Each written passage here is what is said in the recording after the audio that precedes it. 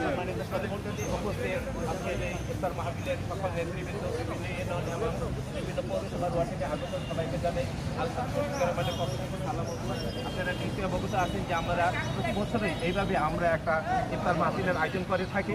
ইনশাআল্লাহ এবারও আমরা সেই আয়োজনটুকু করেছি আমাদের সাবেক এমপি মুশফিকুর রহমানের এই অনুষ্ঠানে আমাদের প্রধান অতিথিরা যারা আসবেন ব্রাহ্মণবাড়িয়া থেকে তারা অতিথি চলে আসছে। আমাদের অল্প কিছুক্ষণের মাধ্যমে আমাদের সেই ইফতার মাহফিলের কাজ শুরু হবে এবং বক্তৃতা শুরু হবে। আমি ধন্যবাদ জানাই আজকে যারা আমাদের অক্লান্ত পরিশ্রমের মাধ্যমে আমাদের সেই আয়োজনটা করেছেন।